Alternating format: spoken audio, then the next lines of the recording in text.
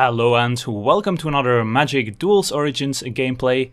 Today we're taking a look at a mono-red deck, or red deck wins, a very aggressive deck that can win very quickly, so it's also very good at grinding gold against the artificial intelligence. The only downside is that it does require quite a few unlocks, so maybe you can work towards it if you have a few of these cards unlocked already. But either way, let's start with our 1-drops, where you have Goblin Glory Chaser, just a 1/1 for 1, but he does have Renown 1, so if he connects with the opponent he gets a +1/+1 counter, and in this case he also becomes a menacing, so can't be blocked except by 2 or more creatures. So this is obviously very good on turn 1, but even later in the game you have ways to make him unblockable, and you have cheap removal to clear a path, so he's still quite good.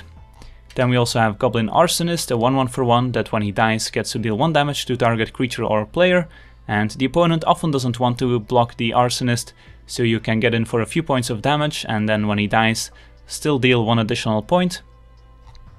Our best 1-drop creature is probably Foundry Street Denizen, a 1/1 for 1, and when a red creature enters a battlefield under our control he gets +1/+0 until end of turn, so works very well with our goblin tokens and our other cheap creatures, and usually gets in for 2 points of damage every turn and sometimes even more.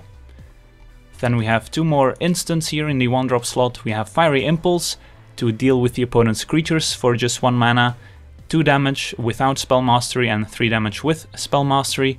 Can only target creatures, but that's what it's meant for.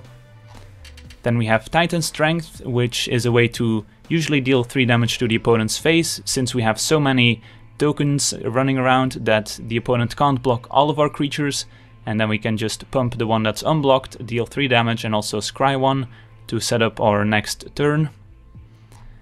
And also happens to trigger cards like Abbot of Keral Keep with Prowess. This is a 2/1 for 2 mana, but when he enters the battlefield we can exile our top card and play it until end of turn, so make sure not to play your land before playing the Abbot, since if you exile a mountain with the Abbot you could still play it.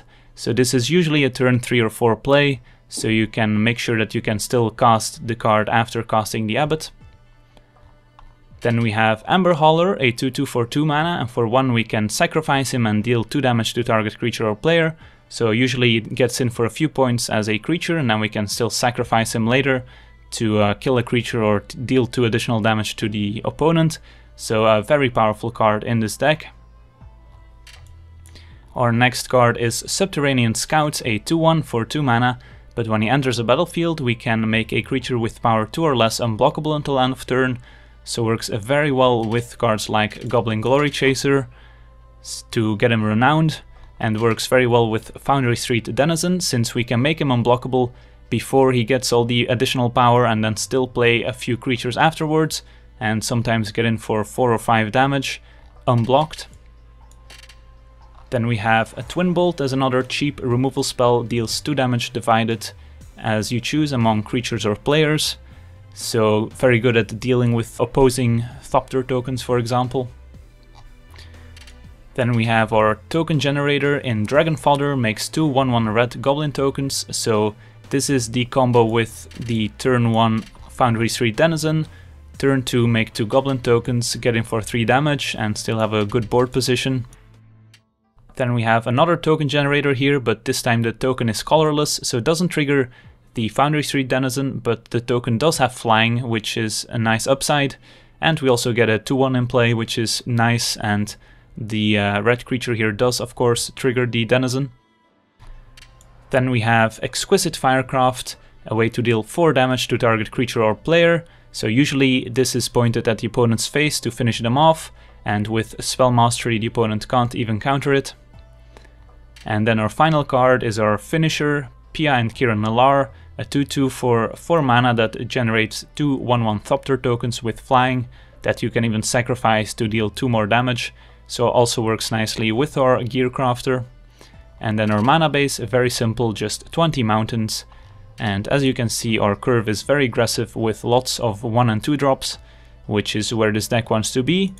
So we only have to play 20 lands and have a higher density of non-land cards in our deck, which is why this deck is so powerful. Alright, let's jump into some games and see how the deck does. Alright, let's take a look at our opening hand. which looks pretty good. We've got a turn 1 Foundry 3 Denizen and a few Subterranean Scouts to make him unblockable, plus a few combat tricks and removal, so a pretty decent hand here. And we love to see lands that enter the battlefield tapped from our opponent. Alright, the ideal draw next turn would be our Dragon Fodder making 2 Goblin tokens. Let's see what colors our opponent is playing. Alright, green. So next turn I'm probably still gonna play the Scout even if we have a target for Twin Bolt. Unless maybe it's a renowned creature, in which case we might wanna Twin Bolt it. Alright, no play, and there is the Dragon Fodder, so yeah, I think we played here. Get in for 3 points. And get the ball rolling. Quite literally.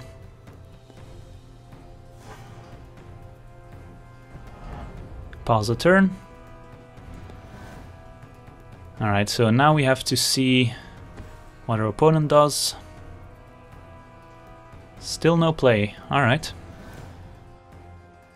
So yeah, here let's just play Subterranean Scout. Make our Foundry 3 Denizen unblockable. And attack. And again, I'm not gonna use the Titan Strength because Reprisal could be an issue, and we have plenty of mana that we don't have to be super mana efficient here. And pause the turn. So next turn we could go Scout into Twin Bolt, but our opponent's creature probably survives Twin Bolt, yep. So let's see. Alright, Gearcrafter is interesting.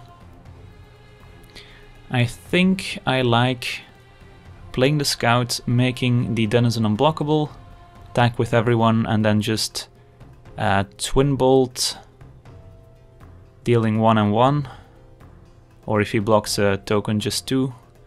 So I'm not gonna play my land yet to hide the information that we might have a Twin Bolt here to follow up. And I think making this one unblockable is more important since we have a creature for next turn, and if we happen to draw another Dragon Fodder, this deals more damage. Attack with everyone. Opponent blocks. And now we get to Twin Bolt and deal 1 more damage.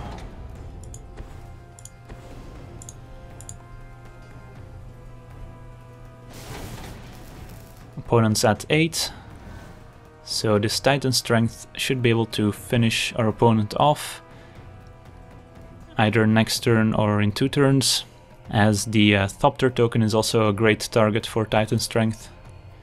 Alright, Outland Colossus, that's a big dude, but can only block 1 of our creatures, and we're still at 20, so... Alright, I think we just Gearcrafter here, triggering the Denizen, and then Titan Strength, an unblocked creature.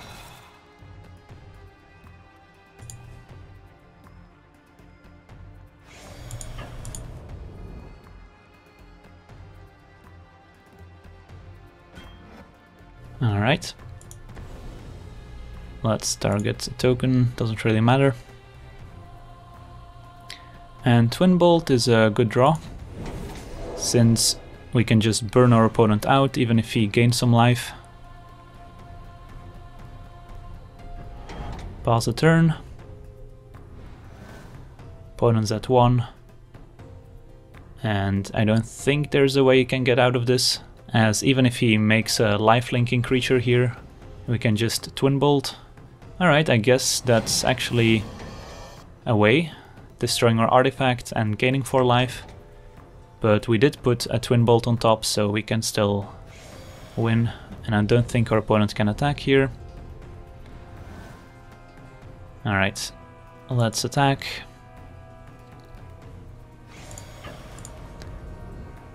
And even a Celestial Flare, yeah, it's not gonna do it. So we can sack a Goblin.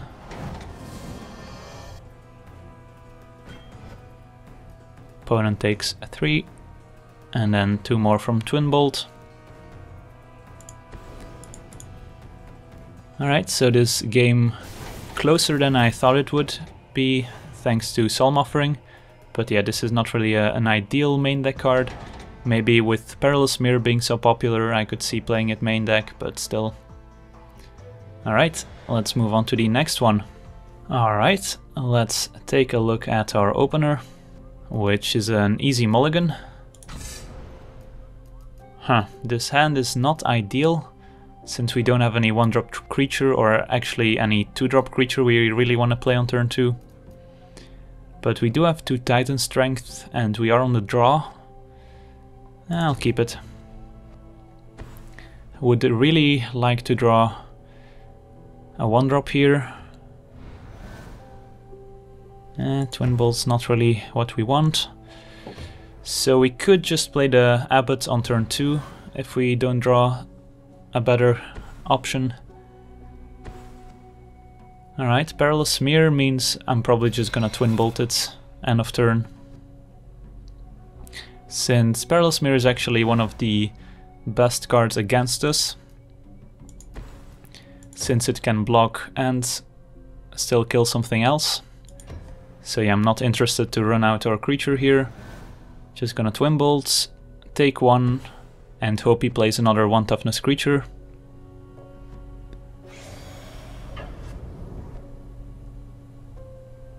So ideally our opponent plays a Flashback Marauder here, but I don't think that's gonna happen. Alright, end of turn.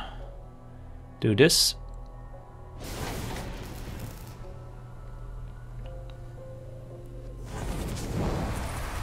Take 2, and... Alright, so here we could play land Gearcrafter, or we could play out our Abbot.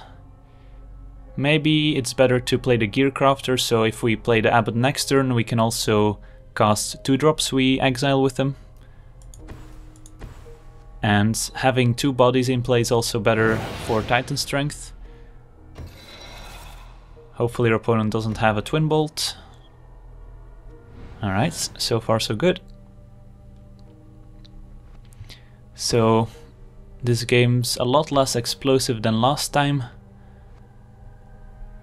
Alright, Bloodflow Connoisseur, so our opponent might be on a red-black Act of Treason sacrifice deck. More land is not ideal. I think we play the Abbot here, hope to find maybe another Twin Bolt. And what did we exile? Twin Bolt, there we go. So I'm happy to cast it here. 1 here, 1 there.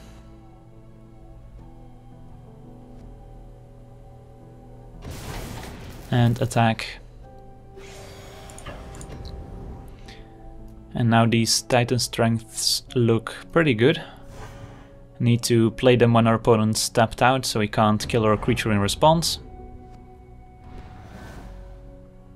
But we do have an evasive creature. And no play from our opponent. So our opponent could be holding one of these 5 mana instant speed removal spells in black, which makes me not want to play Titan Strength, but we did draw a lot of lands for a 20 land deck. I think we just attack and see what our opponent does.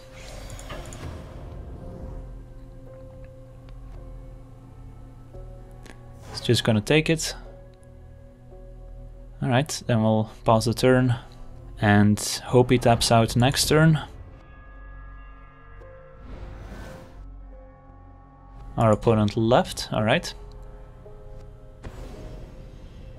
Plays Rise from the Grave, getting back the Perilous Mirror, okay. So here we can play Dragon Fodder, trigger prowess, and I think we just attack with everyone. Opponent is gonna block the Abbot. And alright, so now we can just Titan Strength twice and kill our opponent. But either way, let's move on to the next one. Alright, this is an easy mulligan. This hand is acceptable. We can go Arsonist into Fodder, Twin Bolt as removal, and Pia and Kiran as finishers. Do need to draw some more aggressive creatures in between though. Alright, Arsonist is a decent answer to Elite Vanguard.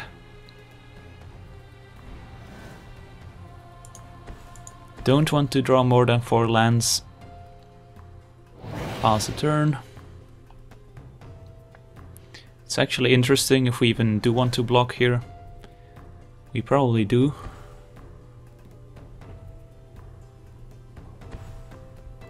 Now we certainly do. Our opponent definitely shouldn't play this pre-combat unless he doesn't want to attack, but it seems weird too. So let's see. I guess we start by attacking.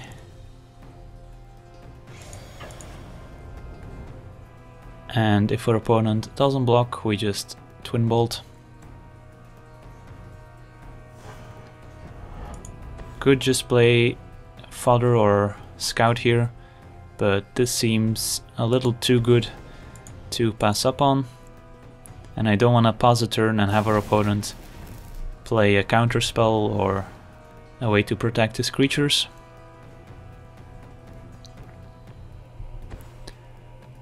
Alright, River Marshal. Our Arsonist can still attack into. Alright, so here I think we want to play the Scout, make our Arsonist unblockable. Or we could just play Denizen, pass a turn, and then next turn Scout plus Dragon Fodder.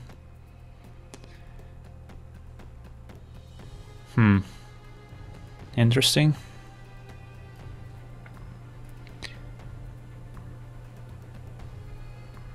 That might actually be better. Either way, I'm gonna attack here.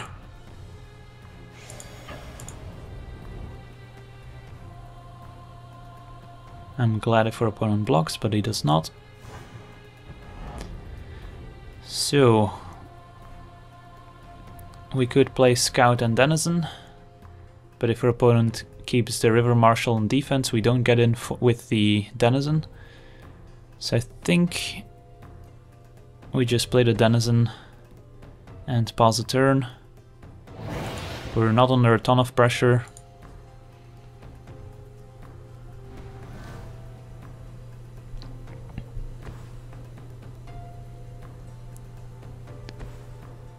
Alright, a Crone Jailer, I don't mind seeing. Requires 3 mana to tap a creature, but that's pretty slow. And this requires 4 mana. Our opponent gets in. And if we hadn't kept the Scout in hand, our opponent could have just blocked our Denizen with the Jailer. So let's start by playing the Scout, targeting the Denizen. Our opponent could have an instant for double blue here, could have a Disperse, but I don't think we play around that. So now we have 4 power, unblockable, and we also attack with our Arsonist. And we have a Titan Strength. Now that we have a pretty large, or rather, now that we have a pretty wide board state, Titan Strength is gonna be pretty decent. And we still have this other card here, so looking decent here. Our opponent is going to attack. Nope. Stays on defense. And let's just play this guy out. Pump or Denizen. Opponent might be tapping something. But I'm just gonna attack with everyone.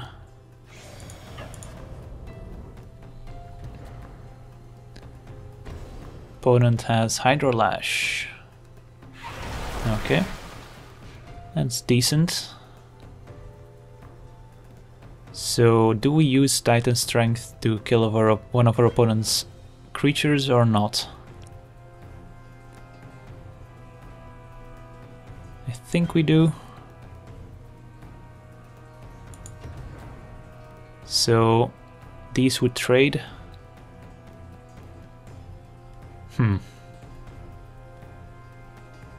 Yeah. It's not ideal, but don't want this guy. At least we get rid of this guy, so our 1/1s can freely attack into the jailer.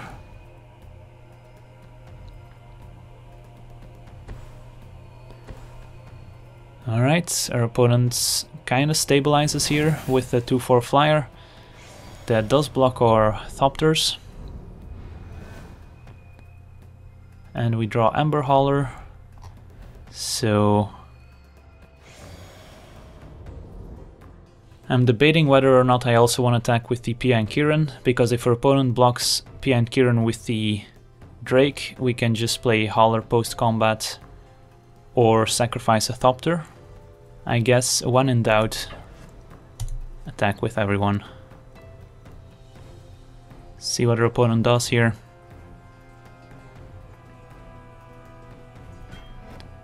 Opponent blocks a Thopter and the Arsonist.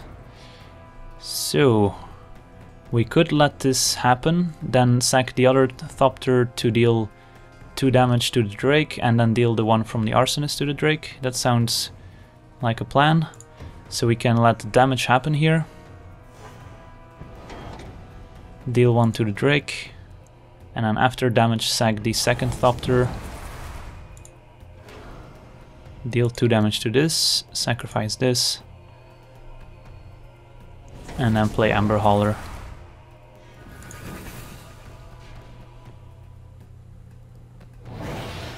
Pause a turn. So let's hope our opponent doesn't have another Drake here. It's a Frost Lynx tapping this guy and a River Marshal. So would love to draw some burn spells here. Yeah, this is not great. So we could attack, but I don't really want to trade the Ember Hauler for one of our opponent's creatures. And this is basically 2 damage to their face, so I think I just pause a turn.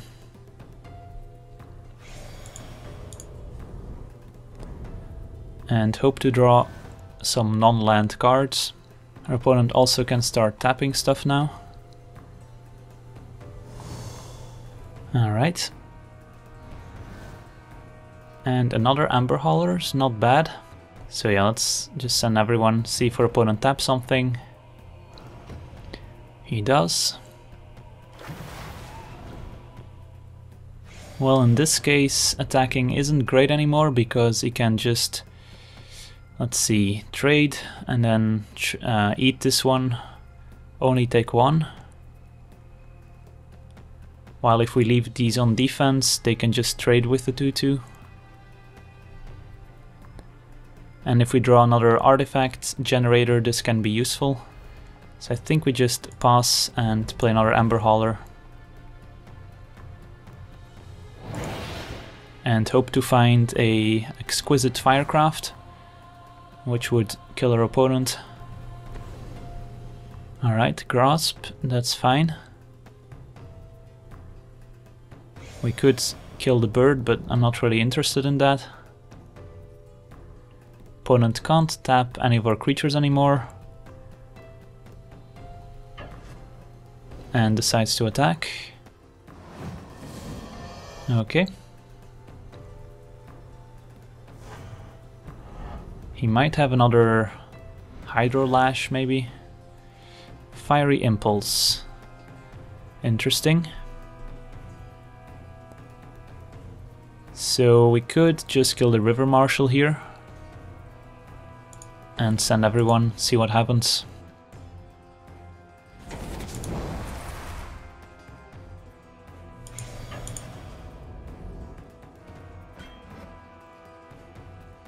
Alright. Does he have the Hydro Lash? Nope. Alright. Then I think he's dead. Alright, let's move on to the next one. Okay, let's take a look here. We're on the play, we can go Denizen, turn to Abbot, which is not great, but we do have Impulse and Titan Strength to enable Prowess. And let's keep. Hope to draw another 2-drop here. That would be ideal.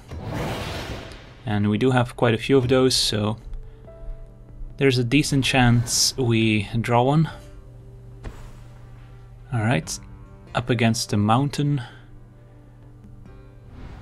And 2-drop, there we go. Opponent could have a Fiery Impulse here, but not much we can do about that. And attack. And next turn we can play Abbot if we don't draw another creature. And go from there. So we know our opponent probably doesn't have a Fiery Impulse. A Twin Bolt could punish us here. Instead it's a Perilous Mirror, which is still pretty bad for us, to be honest, since that can block one and kill the other. And if we Fiery Impulse, then it can still kill one of them. So either way, it's not great for us. Yeah, let's play our Abbot first here. And see if we get a mountain off of him. A Goblin Glory Chaser instead. It's also interesting. So we could just play the Glory Chaser here. And then say screw it and attack with both anyways. And still have 2 creatures in play. It's actually not the end of the world. So yeah, let's play a mountain. Play Glory Chaser.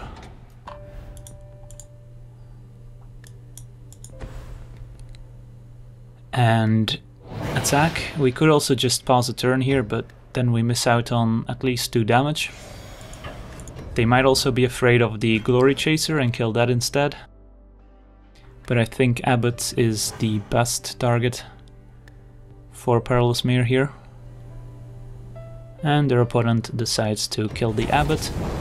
Alright, so now we have to hope our opponent plays some creature we can Fiery Impulse and then get in with our creatures. And a Flashback Marauder. Interesting. 1 less damage next turn and then have a 2/2 Menace. Seems better. Alright, that's a decent draw. We don't have Spellmaster yet, so I still like playing Titan Strength here now that our opponent stepped out. Also gives us a Scry to inform our decision. Don't want that, and now we can attack. And play Ember Hauler with 1 mana available, which is pretty important to always do, because if our opponent manages to kill our Ember Hauler and we can't sacrifice him in response, then we miss out on 2 damage, which could be very relevant. And now we have to hope our opponent doesn't have a Languish. Ideally, it's something we can kill. Okay, that's acceptable. Anything else? We don't even have to kill this one yet, since it doesn't actually kill any of our creatures in combat. And we might find a better target for Fiery Impulse. Titan Strength, alright. Think we can start by attacking. For double black there's no instant that can kill our creature, I'm pretty sure. So I like attacking here.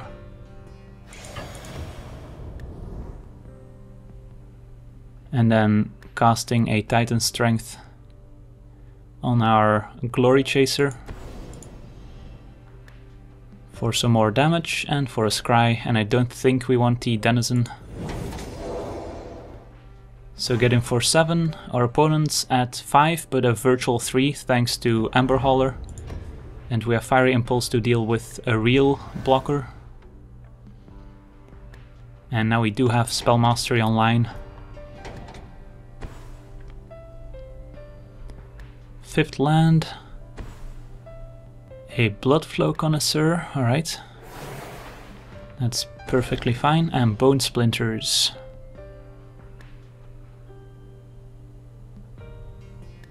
Well, we can't make that fizzle since sacrificing a creature is an additional cost. And yeah, our opponent's gonna target our Glory Chaser, so not much we can do here. But we can Fiery Impulse the Bloodflow if we want to. I'm not sure if we do. I think I don't do it end of turn, since our draw step can inform our decision. We have 4 mana, which is plenty. Alright, Mountain. So, let's see. We can Fiery Impulse to basically put our opponent on 1 life. Or we can just attack and our opponent likely chump blocks. And if he then has a 3 toughness blocker, we can kill that and still get in. I think I like that, given that our draw was a mountain and doesn't really do much. This buys us more time. Our opponent just takes it. That's aggressive. And I still like... And there's actually not really a reason to play our land here. So I'm just gonna pass a turn. If our opponent has an act of treason to steal our Ember Hauler, then we can just sacrifice it in response. So that's not a problem. Nantuko Husk, that's fine. Another sacrifice outlet, but that's about it. And Bone Splinters number 2. I'm gonna sacrifice, I'm guessing, the Bloodflow. No? Alright, let's sacrifice this one and put our opponent at 1.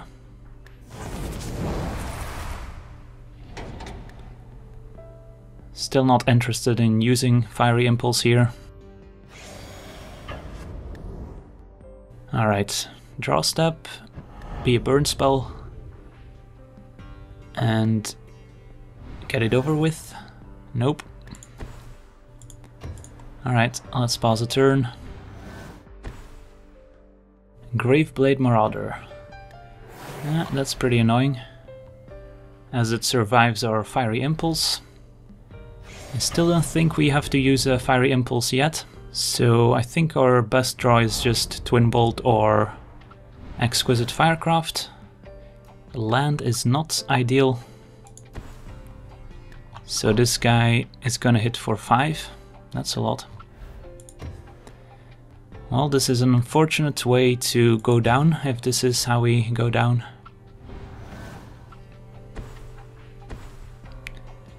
An Ember Hauler. Alright. Opponent attacks. Still not really interested in Fiery Impulsing.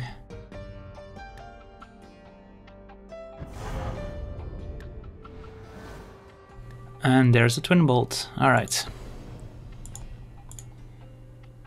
Bam. So there we go, that's Monored. I wanna thank you for watching, I hope you enjoyed this gameplay, and as always, have a nice day.